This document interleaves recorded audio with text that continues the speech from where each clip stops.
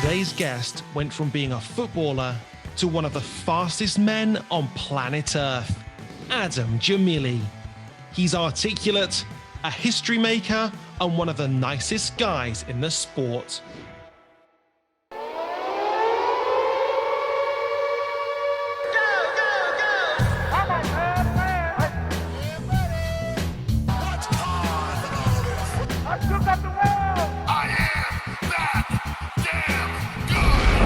Hello and welcome to Making Games with me, Radzi, in association with the University of Derby and Finnebrogue's Naked Bacon, the biggest revolution to happen to British breakfast in a generation. Now, this podcast is all about the pursuit of excellence, whether that be strength, whether that be power, or whether that be speed. And our next guest personifies that in abundance. He is a two-time Olympian. He made a transfer from Chelsea to first-class sprinting. He's the only man of Middle Eastern descent to ever run a sub 10 seconds, the only man in British history to ever go sub 10 in the 100 and sub 10 in the 200. He is the European champion, Adam Gemili. Welcome to Making Gains, sir. How you doing? What's going on? All for you, that applause, all for you. Love that. Nice intro. Thank you very much. So I mentioned that you transferred from Chelsea to sprinting. It's a crazy story. How did that even happen? Because most people, if they're offered something that suggests a Premier League team name, they grab it with both hands, but not if your name's Adam Gemili. Mate, feels like a long time ago now. Yeah, I originally started in football, played it all my life, really. I was really fortunate to get into Chelsea's academy when I was sort of 8 years old, and I spent 8 years at the club. So I was there till I was 16. But back in the day, it was sort of like they were asking for more and more days off of school, and there wasn't really the emphasis on the education side of it. And my parents are all about education, so they were like 3 days off of school during your GCSEs. My mum and dad were like, no. So I had to then walk away from that, and I played for a couple of different clubs, and then I got a pro contract, but the pro contract wasn't like a Premier League contract. It wasn't like a crazy contract. It wasn't enough for me to completely give up on going to university, maybe, which was a big factor. And my parents were like, well, why don't you try athletics for the year? You're pretty fast. We can see that. I dabbled in it a little bit, and then see how it goes. If you don't like it, if doesn't go well, just go back to football. You can find a club lower league and you can build your way up. And I was like, yeah, cool. I tried athletics and started training full-time sort of January of 2012, and 6-7 months later I'm lining up at the Olympic Games in London. I was like, what am I doing here? What's happening? So yeah, I had sort of a quick progression, and it's just got better and better each year. I mean, you say dabbled, so you go to the European Juniors 2011. Yeah, but I went to the European Juniors, but I was still playing football at Dagenham and Redbridge. So I was at Dagenham and Redbridge at the time.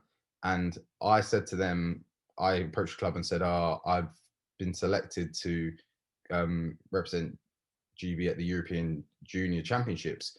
Can I take a week off of training and fly to Tallinn and go? And they were like, yeah. Well, they were so supportive. They were, of course you can. I wasn't a pro yet. And they gave me the time there, which I'm so grateful for. And I came second at that championships. And I was like, and people were like, what are you doing? Like, I was doing my football warm up in the warm up area. I promise you, everyone was looking at me like, what are you? I was doing high knees. I was doing butt kick, like putting my hands on my bum and like flicking my heels up. I was doing like hamstring sweep. I was doing my full football warm up, and it worked. I got a silver medal. I was like, yes.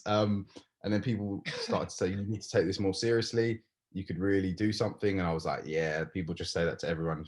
And then, yeah, luckily one of the team coaches there, I became really close with him, and then, started training with him. And I ended up running really fast the next year when I had a full years of training, and won the World Junior Championships, and then went to the Olympic Games at 18 years old. Hey, that's off the charts. That's absolutely off the charts. So, and what do you do between that January 2012 and then the July 2012? Because you've also got trials.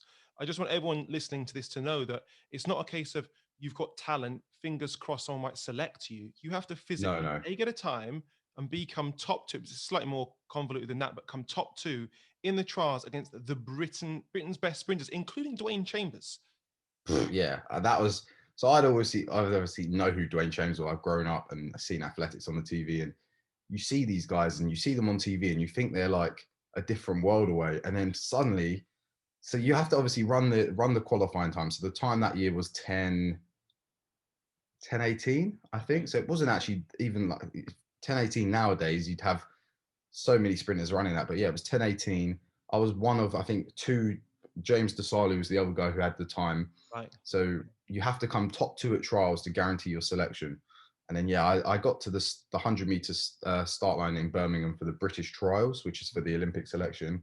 And I look to my left and my right, and I'm seeing Christian Malcolm, Dwayne Chambers, Mark Lewis Francis. Like I'm seeing all these big names in British track and field, especially British history. And I'm like, what? I'm like, feel so out of place. I'm like, see their muscles and so ripped. And I'm just there skinny with my little club vest on, just smiling, happy to be there. I didn't even get a haircut. Like I look back at the videos, I'm like, what was happening? Like I look so young and just, and yeah, I ran and I qualified. I came second behind Dwayne. That was the first time I raced Dwayne. And that's when I really understood that track and field isn't just about who's physically the fastest on the day. That makes a big difference, but it's all about mental strength, and can you mentally execute on the day when you've got all these people around you and the pressure of the crowd and the TV being there and the occasion.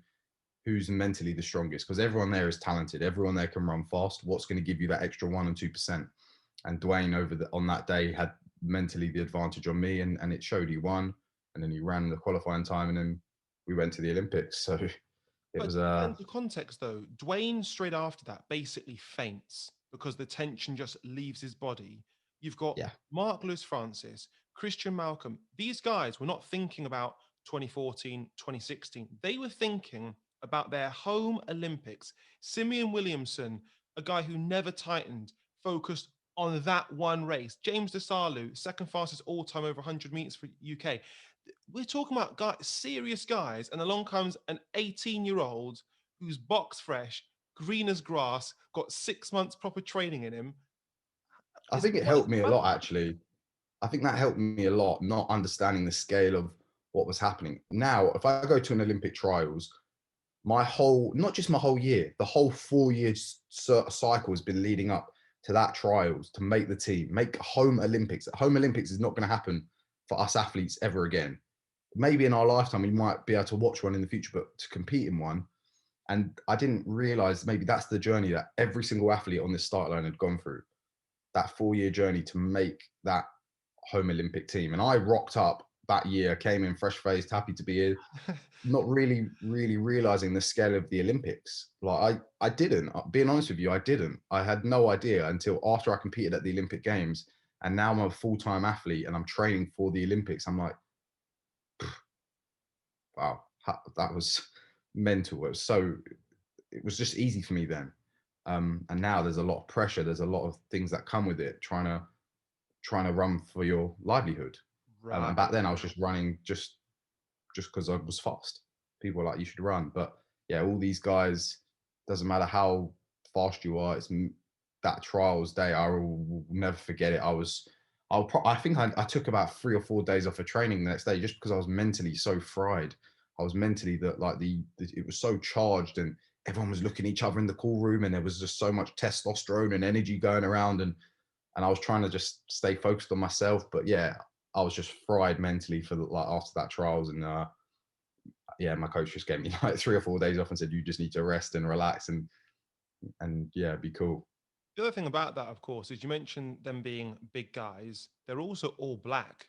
I'm not sure if Craig Yeah. Pickering was in that race, but I can't remember, but yeah, you're right. You are right. They're all black guys, and for me, I stood out definitely.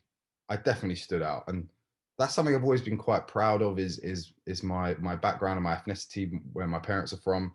I'm born and bred in London. I was raised in the UK, which for me it's home. But you look at my skin color, you look at my complexion, it's different. And sprinting has predominantly been a sport dominated by black people, black guys, because they're just super talented. it's just, I don't know what it is. It's just genetics or whatever. So for someone like me of Middle Eastern and North African descent to come in and mix it with those guys, it's nice because I help inspire a lot of people with my sort of skin tone and complexion and from my sort of ethnic background to start the sport and get into it because they see me doing it. There's no reason they can't do it themselves. So it's yeah, but you are right. It's intimidating. It's massively intimidating. It was when I was 18 years old. And that's something I had to learn to deal with as well. You know, when you turn up to the Olympic Games, so a lot of athletes, specifically track and field athletes, say European fans are the best in the world. And a lot of them will say British fans are the best out of all the European fans. So Facts. you then compete in a home Olympics in a stadium which is just a cacophony of noise. And it doesn't matter if they say Joe Bloggs is in lane one, the noise. What is it like for you? Again, box fresh, you're stood there, and obviously people want to see the Jamaicans, but as soon as they say your name, what was that moment like when you were there trying to focus? Nothing can ever prepare you for how that feels, you know, honestly. Like, I think back to that time now and I'm like, I so before you go onto the track, you're in the little tunnel bit, on just off to the side, just left of where the 100-meter start is, and people are leaning over and they can already see you and they're already screaming, and you can hear the heats before you, the 100-meter heats going, and people getting introduced, and they're like lane one, bloody blah from whatever, and the noise is crazy, and then suddenly someone sees you about to come onto the track, and then the whole of everyone on those seats lean over and see you and they're like, let's go Adam, come on. And then all the other sprinters are looking at me as well, and Asafa Power's in my heat, and Asafa Wow. Power's a legend of the sport, and he's just looking at me and he's laughing, he's absolutely laughing his head off, and because he can see I'm just looking around like this, what is happening? I've never been in a stadium full of people like this before, and they're all screaming for me. And obviously you set your blocks up, and when you're setting your blocks up, you hear people shouting, come on, Adam, come on. And you warm up and you do your drive outs, and then they introduce you. And yeah, it came to me, and that to this day has been the best reception I've ever received. And everyone was getting great receptions, but mine was, yeah, it was so different to everyone else's. It was crazy. And then I remember watching the screens. I was trying to stay focused. I was like, come on, focus, you've got to run. I remember seeing Asafa Powell. He got a big cheer as well, but not quite as big as me. He looked at if you watch, he sort of looks over and he's like smiling at me as well because he knows, which was really cool. And then we raced, and then I came second behind him, which was awesome. And then yeah, you've done it. I'm like, right, I'm an Olympian. It's happened. The crowd is screaming for you, and it makes you so proud to be British because doesn't matter who was running. British people love sport and they love getting behind their athletes, and they did that for every single Brit at that games, which was something I'll never forget. You say Safa Powell. For me, controversially, I think he's the most talented sprinter of all time. Just Yeah, what he's he did, ridiculous. unbelievable. The amount of times sub 10 seconds, off the charts. But I've got to ask, what is it like to compete against Usain Bolt? mental. Honestly, like every time I'm on the start line, I back myself. You have to. If you're in sport and you're trying to be the best, you have to have that self-belief. Be humble with it, but you have to have that self-belief that on that day you're going to win. So the first time I actually raced Usain Bolt wasn't at the Olympics, was the next year in Moscow, in the 200 meters at the World Championships. So I made the final of the 200 meters, 19 years old, really happy, just ran sub 20. I was feeling so confident, and I was in lane 6 and Usain was inside me in lane 5. And I was like, okay, let's go. I remember getting out, bang, bang, bang, 200 meters. I got to about 50 meters and I was like, oh, I'm good. And then all of a sudden, I don't know what happened. I just saw these high Jamaican knees fly past my head. And I was like, what just happened? And then I was like, no, I'm going to go with him. And I tried to then chase him, like kick again at 50 meters. And in a 200 meters, it's all about distribution of your energy. Where am I going to distribute my energy well? Like in the start, and then maintain, and then kick again off the bend. And I didn't. I just tried to run gun to tape to catch up with him. and he just got further and further and further away from me. And yeah, I've never physically looked at the back of someone's bib while they're running and been able to read their name. Obviously, when you're sprinting, people are ahead, but it's always like they're always in your peripherals and stuff. But he was so far ahead, and yeah, in his day, in his prime, unbeatable by anyone in the world. He was just ridiculous. Like Safa Power, amazing as well, but Usain was just an absolute freak of nature. He was just amazing, and what he did for us, for the sport, like he raised the profile for a track and field athlete to be able to do that and have that global reach. Yeah, it's hard to find someone with that charisma and talent in track and field. Hopefully, yeah, we probably won't see that for a very long time. So, dude, beautifully said. Can we actually look at that race? Would you mind talking us through actually? Yeah, of course we can. Because yeah. that was it was a special race to watch, a special race for you. And so, as you say, lane, your center frame. I think I'm lane 6. 1, 2, 3. I'm 5. He's 4. Okay, there we go. Yeah.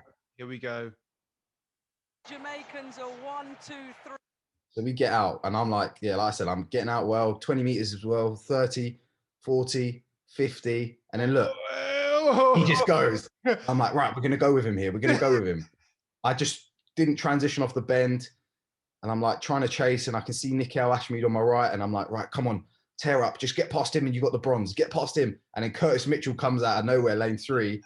And that was just lack of experience for me, not relaxing, and just tightening up. And yeah. Usain Bolt, look at him, just chilling. 19.7 or whatever he ran. Like, do you know the crazy thing is about you though, is you go with guys. And what I genuinely admire about you is whether it's a good race or not, you're a competitor. And I think you can see, first of all, in the starting blocks, you can see somebody when the lane call happens, you can see if they really believe it. And every time you believe it. And I think whether we talk about Rio 2016 or Doha 2019, you are there not to make up numbers, not to fill up lanes. You're not there to say, I was there. You are there to medal and there to win. Regardless whether it happens, you can see that. You have to be. If you want to be, like I said, successful in any sport, you have to have to believe. And it's not, people say that and sometimes they don't believe it. I genuinely believe. Why should X, Y, and Z, just because they're from the USA or Jamaica, like just because they're from those countries, why should they be any better than me? There's no reason to.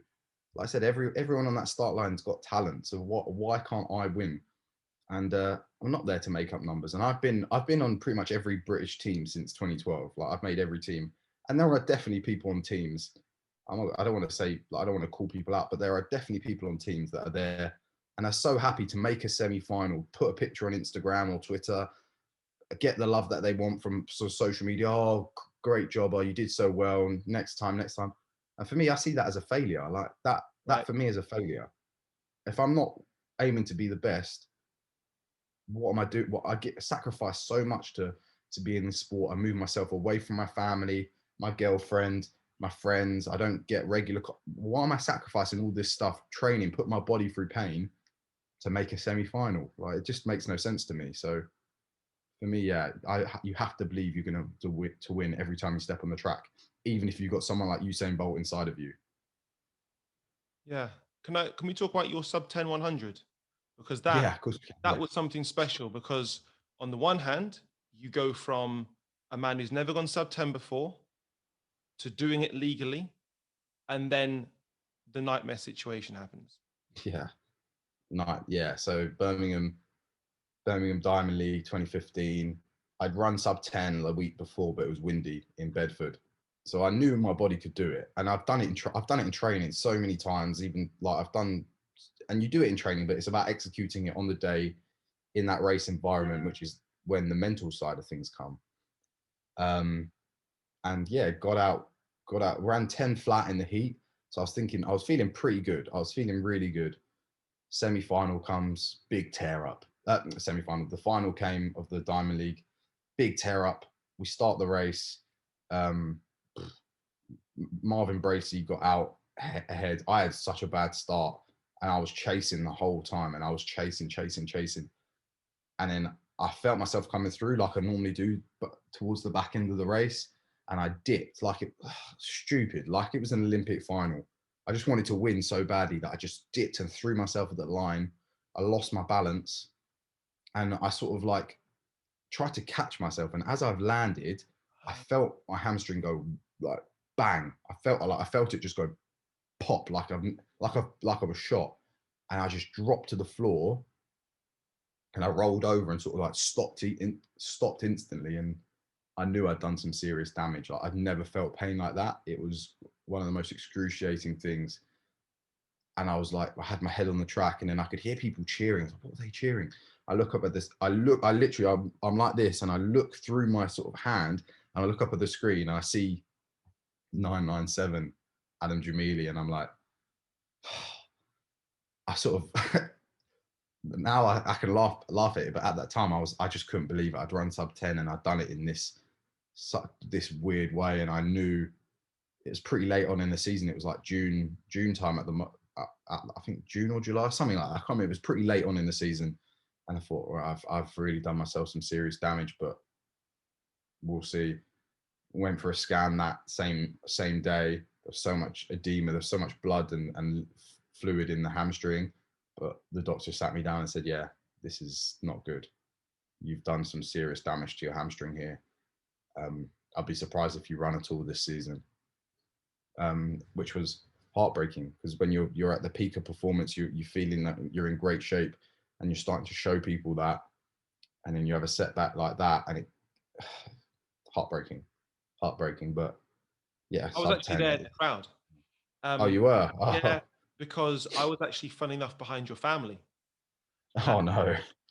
I remember as soon as it happened, it was your sister had the strongest reaction, because as soon as it happened, everyone was gutted. And then there was, basically, it reminded me of my mum, because my mum doesn't care who's listening. Boris Johnson could be next to her, and if she thinks there's an injustice or something's happened to her little boy, she's going berserk. And that was my big memory. That was my big memory of that. Wow. Could we take a look at that one as well? Yeah, of course we can. Yeah. So here we are. So in the blocks, like you say, Bracey's there. He's the big rival. He's going to get out hard. Big, powerful guy. Yeah. So Bracey next to me. I'm in the middle. Bracey gets out well. I've got Rogers to my right. He gets out pretty well. And I'm just chasing, and he's getting further away. And I'm like, keep your form, keep working. I'm coming threw myself at the line, dropped like a sack of potatoes. Oh my God. And I knew, holding my hamstring, I knew, and I'm on the floor like that. Bracey actually hurt himself as well. Yeah, he got hurt himself as well. And I'm like, and all these doctors are coming around, and they're like, are you okay? What have you done? And I'm like, it's my hamstring. Because the crazy thing was, looking at it from the layman, it didn't look like an incredible race from you. You wouldn't think that was sub 10. It was a terrible race. It was an absolutely terrible race. I dipped. I was at least, and then I tried to catch myself. And then it was on the step just before that I caught it. And then I literally came to a stop. Imagine running that speed and coming to a stop instantly. It's so painful. Nesta Carter got out pretty well. And then, yeah, I started coming through. I was like, yeah, right. Back myself, come through. And then you'll see, yeah, one of the steps. Yeah. You can see I like land in front of myself, which is, you're putting all that speed and then instantly braking. Your hamstring just can't deal with that. And it just went bang, pop. Wow. And yeah, horrible. And the crazy thing about athletics, that's the same venue that 3 years prior you do the unthinkable and qualify for the Olympics. And it's amazing you can have that kind of polarized experience. Yeah, it's highs and lows at Birmingham, like, and that's track and field. That's sport, and that's like you're here talking about the pursuit of excellence, and that's what excellence is all about. It's like, I remember chatting to my girlfriend about it, and she was talking about like motivation, and some days she wakes up and she's got no motivation. But you're going to have highs and lows, and just because people are in sport or whatever business they're in, it doesn't mean they don't wake up some days and don't have motivation. Everyone has that. Everyone has those days. What makes people who want to be the best different is, regardless of that, they'll still get up and they're committed to what they're doing, and they'll find a way to get it done. If some people wake up and they're not motivated to do what they want to do, they'll just won't do it, and they'll just sit down. I can't be bothered to do it today. I'll sit down and do something else. For me and other, it's my job. I have to. If I don't train, no one else is going to train for me. Yeah. And there's definitely days where you wake up and you're like, oh, it's cold, it's raining, I've got a bit of soreness here. Doesn't matter. You have to find a way to commit to what you're doing, and mentally find a way to get into a good habit where you just do it. So like I said, you have highs and lows in track and field, and that's part and parcel of the sport. I don't think everyone knows how hard athletes train. In terms of what does a track session look like? And I know it changes throughout the season, whether it's off season, whether you're periodizing, whatever. But what does that look like? Yeah, track and field is super hard. One of the hardest sports I think there is. I think for me, a typical track session would be I'd get to the track, let's say a winter session. So I get to the track, so I know it's going to be cold and I'm going to die. I'm going to be getting lactic acid. And not many people I think have experienced that feeling of having lactic. It's awful. It's like putting your legs in a vice and then having them tightened and then tightened.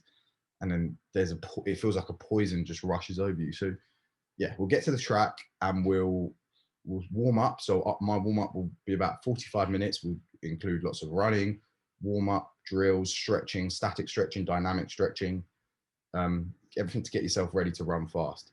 And then we might do a session 6 times 300 or something like that. And each 300 has to be between, I don't know, 37 or 38, something like that. So it's not like running flat out, but it's still pretty quick pace. It's like a 12, 13 second 100-meter pace. So to maintain that, and you'll do a couple, you do 1 or 2, and you'll be starting to feel a bit tired, and you'll probably get 4 minutes, 5 minutes recovery in between each run. Okay. And then your legs just get heavier and heavier. Once you've done the running session, if you manage to make it through that, you'll then have to do some sort of med ball circuit, or like some sort of plyometric circuit where it's bounds or hops or jumps, band walks, followed by some sort of core. Then we'll usually take a little break, and then we'll go straight into the gym, and we'll lift in the gym for a good hour and a half, and pushing your body weight to the limit. And you do that every day. You do that every day. And it's recovery. Can I recover? So you come home from training and you're sitting at home and you're so tired and you have to try and recover for the next day of training. And then you have all these people that are saying, oh, do this, and people that don't understand the sport. Oh, you finished training now, you should be able to do whatever you want. But it's so tough, and it changes. Like, instead of a longer session, you could do a block session where it's like you're running with the best people in the world, and I train with some of the best sprinters in the world. And if you're not on it, they're going to make you look stupid. And you have to do block starts with them and absolutely run and fly. So yeah, it's pretty brutal. And there's no guarantee in sport. There's no guarantee in track and field. You can do all that work and still not get the results that you want. Right. So it's yeah, it's tough. It's really tough. You've competed against the best in the world. You train with some of the best in the world. Andre de Grassi, G's in your training group. Who's the biggest beast you've ever trained with? The biggest beast I've ever trained with? Yeah. So right now I train with some crazy sprinters. Trayvon Bromell. I train with Marvin Bracey, Divine Oduduru, who was the NCAA guy, like Jimmy Vico, who's my roommate. I can hear him outside making breakfast. He's being so noisy. The biggest beast. That's a tough question because I've trained with some really big beasts. In terms of female, Ashley Nelson was one of the biggest beasts I've ever trained with. She's so underrated, by the way, Ashley Nelson. I feel like she just hasn't been able to put it together, but she's missed out on trials a couple of times. You think, oh my goodness, Ashley. That girl is ridiculous. That girl is absolutely ridiculous. I spent a lot of time with her, and we've been through a lot of struggle on the track. You know, when you're all dying, you're throwing up. She's on my shoulder throwing up, and I'm on her shoulder. But she is, as soon as it's run time, out of her mind, she just gets down left, right, and she'll run past you, and she'll let you know that she's run past you as well. So it makes you like, come on. Like, so in terms of female, she is an absolute beast. In terms of male, I've trained with a lot of beasts, man. James DeSalu was an absolute animal. He just couldn't, his body at that time, he couldn't put in as much work as I know he would have liked to have put in. Jimmy Viku is a born, like Jimmy Viku is just a born, he's just genetically made for it. He's just ridiculous. He's been like that since we were 18 years old, since we were both juniors. He's just absolutely wham, just powerful, built for sprinting. So yeah, there's a few. All the guys I've trained with are beasts. To be at this level, you have to be a beast. You have to be able to separate that. But that's when the great get separated. You can do it in training, but then can you do it at a competition? Right. And not everyone can. In terms of numbers in the gym, what kind of numbers are you power cleaning? What's your PB? So I can hang clean 150 kilos, which is good. I'm 70. I was like 78, 77, 78. Yeah, so I'm lifted pretty well for my body weight. My bench isn't great. I can only bench 125, and a lot of the other guys can bench a lot more than me. I can squat pretty heavy. Not for deep squat, for half squat, I've done 250. So that's a pretty good half. That's a pretty good half squat for me, which is good. What other lifts do we do? Hang snatch. I prefer to hang. We do power cleans and stuff off the floor, but I prefer to have it hung. Hang snatch, I've done 95. I missed out on 100, but I've done 95. So I can lift pretty well for my body weight as well. I've got good power, but I can really, and I've got not bad technique. A lot of the British weightlifters that I'm friends with, anytime I put a video up on Instagram, they're always the first to go, do this, do that, do that, which is quite funny. But I'm pretty strong. Which is. But what's crazy about sprinting is you have somebody like Warren Weir or Christophe Lemaitre. Yeah. Just it's how are you able to do that? And then at the other end, Andre de Grasse. Exactly. Yeah, not big lifters in the gym, not powerful, just fluid flow. Yeah, mad. And then you have Harry Akins-Ariti, who just lifts ridiculous numbers in the gym. Yeah, I think Harry's power clean or something is like 170, which is body. That's like bordering on being a weightlifter. That's ridiculous. But then there's a balance. There is a balance. Everyone's different. Everyone sprints differently. There's not one way to tie your laces. There's not one way to sprint. There's not one way to do this sport. So everyone's different. Some people it works being that strong and they need to be that powerful. Other people, if they get too big and powerful, it actually becomes negative because you've got to carry that weight down the track with you as well. Power to weight, it's all relative. So yeah, that's why I love track and field, because you get every which body shape and body type and technique and everything. When you first started sprinting, you could see you ran like a footballer basically, and that's evolved over time. Do you think anyone can get quicker with training and the right coaching? 100%. I've always said this. If you want to be the best of the best, obviously genetics plays a part. Like you're going to have the fast twitch. You're going to have to have those genetics, have that natural talent. But I'd say it's all technical stuff. If people, I've become such a sprinting, like a running snob. As soon as I see people running like on the TV, in a TV, I'm like, that is just not efficient at all. Like and you can see it. As soon as you learn to what you're looking for, you see how inefficient people are and how hard people try, and they move so laterally. But yeah, definitely, if you get coached and you're getting coached by the right person and mentally you understand the mechanics of sprinting and you have to understand the mechanics of sprinting. As soon as you understand it, you can learn it. And as soon as you learn it, you'll improve. So yeah, but anyone can learn it. I could definitely take someone whose PB is 13 seconds and with a couple of months of hard training, I guarantee you I could make them run at least half a second, if not a second faster, just from doing technical stuff, just from conditioning their body right. So it's definitely possible. It's a question. It winds me up when I hear footballers, rugby players talking about, oh yeah, I can run 10 flat. And they have no clue what 10 flat looks like. That's the same. That's like when you go in football, we used to go like in school and they're like, oh, just had our sports day. What do you run? They're like, yeah, 10-2, 10-3. And this is like, what are you talking about? Like, I know what you mean. I know exactly what you mean. It doesn't, to be fair, I find it quite funny. I find it quite funny when it's usually not even the footballers. It's usually like the media that are saying. I remember we had one with like Hector Bellerin years ago, and it like Hector Bellerin can run like a 6'3", 60 meters or something crazy. And I knew someone that knows Hector Bellerin, and he was like, Hector doesn't know where that's even come from, because all these sprinters started getting angry on social media and like, oh, I'll challenge you to a race and this and that, and you'll be destroyed. And I'm just like, what? These people actually half the time don't even know what's happening. But yeah, it is quite interesting. I think I've always said this, and I think a lot of athletes have said it. I don't know how practical it would be to put, like, maybe even a sports person from a different sport, but just a random Joe Blogs in the race with them, just to see the difference of, and it doesn't even have to be like an Olympic standard.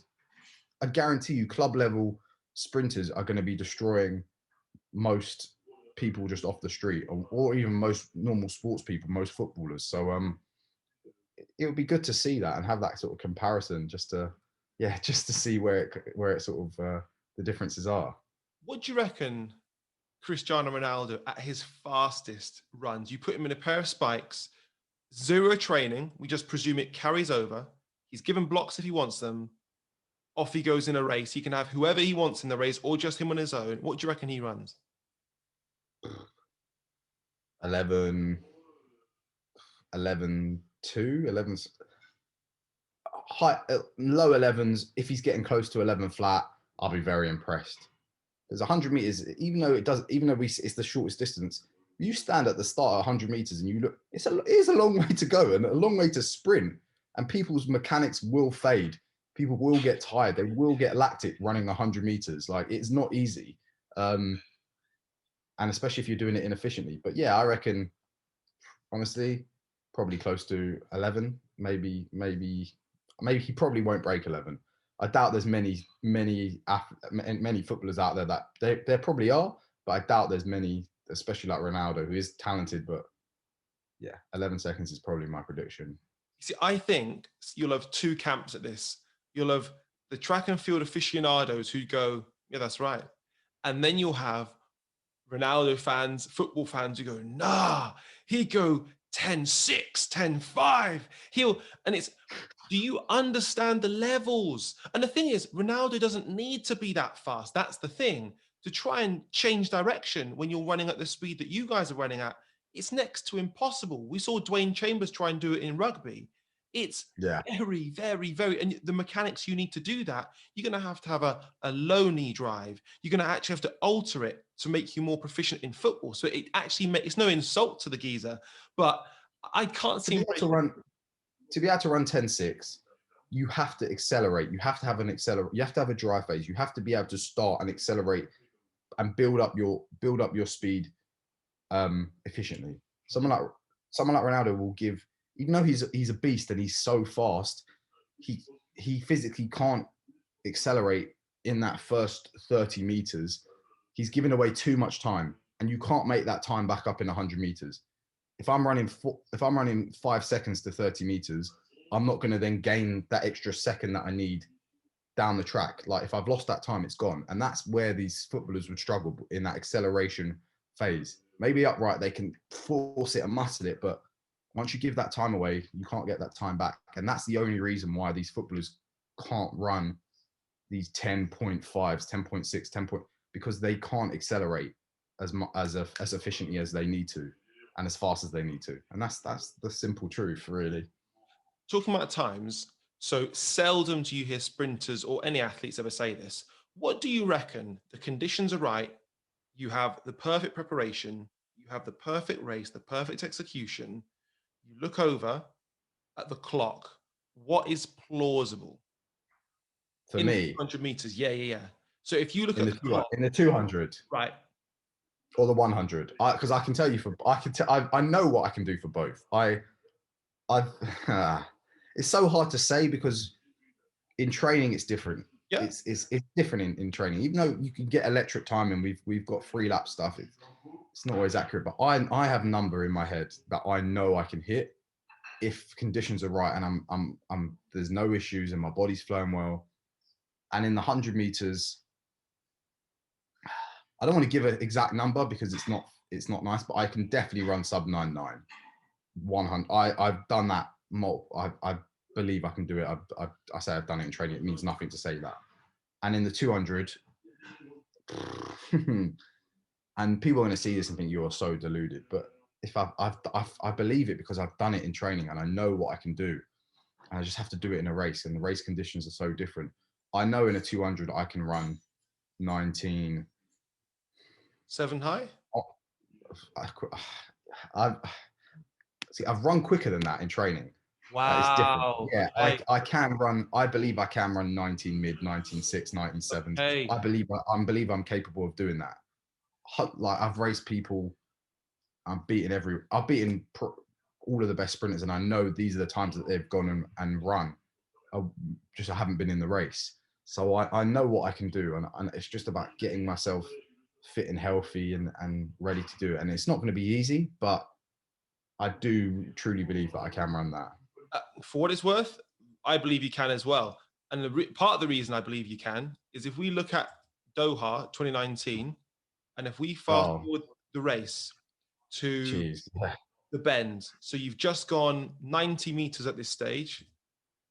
Yeah. Here you are, Andre de Grassi on your right, Noah Lyles on your inside, and with 70 meters to go, and this is a 200-meter race. It's not a 130-meter race, but you are leading at this point here. Yeah, I've seen this race a few times, and I know how I messed it up. I messed it up so badly. Look how tight I get. If I can learn to relax and just keep my form, and just go back to basics. But I was so charged before this race. I was so ready to go. And look, now my fists are tight, and I'm just forcing it, and I just got nothing left. And it's only 2 meters. That's a 2 meter gap from Noah Lyles, and he's run 19.8. Like, and I was ahead, so I should be. Yeah. Quinones snuck it at the end there, but here's one question about that. So I wasn't going to tell you this, but since you said that, I will. I had a bet with Tony Minicello. I bet that you were going to get on the podium. And Tony Minicello. Oh, sorry, man. Did you actually? It cost me a dessert and a lot of banter, right? So at the start, so it was off the back of. So first of all, I had a bet that you were going to get on the podium in the 1. And for those that weren't watching Doha World Champs, it was almost roll straight in from the final of the Worlds, final of the 100. I think the next day was actually. Am I right in saying that? The start of the 2. Mm-hmm. So, and then when you didn't get it on the 1, I said to Tony, I guarantee he gets it on the 2. And Tony went, I'll just honor it. I'll honor it. And so anyway, I bet. And then after your semi, he went, he's gone, mate. And I said, what do you mean he's gone? I went, he went 20 flat. And he said, you cannot he's put too much. He's taken too much out of the tank. He went, if he does, he said, all I can hope is he's got unbelievable conditioning. And it's plausible. But I would say that he's gone so hard. And that would be my concern if that were my athlete, that he hasn't taken his foot off the gas. He went, and also, he said it's very difficult to have the emotions that you had after the 1 being so close then and not having any time to compose yourself and straight into the 2. He said, if that were my athlete, he said there are too many uncontrollable factors. And I went, no, Tony, it's going to happen. And then in the 2, we saw what happened in the 2. Like, do you have any regrets from that period? Because it's easy from the outside to say, no, massive regrets and whatever. Massive regrets. I ran the race completely, and he's right. The semi-final, I was so charged, and I had the hardest semi-final by Noah wasn't in the race, but I had Aaron Brown, I had Guliev inside of me. I had the race was crazy, and my coach was like, just qualify and then shut it down. I thought I was shutting it down. And I watched the race back, and I wasn't. I was going, and I tightened up that last 30 meters of the semi-final. I started panicking, and I tightened up, so I thought I couldn't really tell how far ahead I was. So I panicked, and then after the race, I was like, stress. Why did I do that? So in the final, yeah, I just ran out of gas. I ran out of gas, and maybe if I hadn't have done the one and I just focused on the two, maybe I wouldn't have run out of gas. But I think I was just so emotionally charged that, yeah, a massive regret of mine is the way I ran and just executing that race. And that's the love of and the hate of sport. As soon as I crossed that finish line and I looked up and your name's not there, it's done. It's done. There's nothing you can do. End There's of nothing you can do. Tokyo. If the Olympics happens, flipping fingers crossed it happens. It will happen. It will happen for sure. I've never been so, unless something crazy happens in the world with COVID or something else, like a new crazy strain that just like, I think it's definitely going to happen. Okay, good. And you have to have that mentality. Yeah. So you're there and you're on the flight back to the UK, and it says Adam Gemili won Olympic bronze medal in either the one or the two. Is that a success in your eyes? Yeah, an Olympic medal is definitely a success. I'm training for the gold, but any sort of individual medal at the Olympic Games is, yeah, no one can ever take that away from you. No one can ever take that away. So for me, yeah, and I truly believe it. I truly believe it. I should have done it in Rio. I messed up. Yeah, it was tough in Rio, and I'm not making that mistake again at the next Olympics. I still haven't had a chance since Rio to make it right. That's how long ago Rio was. But you were 22 in Rio. You know, this is now heading towards you're a complete athlete now, and so yeah, I'm 27. I should, if it's going to happen, it needs to happen now. I'm now getting towards my peak where now I'm at the age where there's no more excuses. I'm not a young athlete anymore. I'm not learning. I'm not developing. Like this is it. This is when I'm in my prime. So yeah, it's exciting times. Well, here's the deal. I'll speak to you again when you get back off the plane and you've got an 100%. individual medal, and there'll be that big Adam Gemili smile on your face saying, and if I don't have that medal, I'll take you for dessert. And that's not going to happen. It will happen. I manifest it. It will happen. Good. It's been a real pleasure to talk to you. Thank you so much for your time. It's early in the morning where you are right now. Jimmy Vico is making noise in the background. You can now tell him to do what he needs to do. And all the best for Tokyo. Thank you, bud. Thank you. Really appreciate it.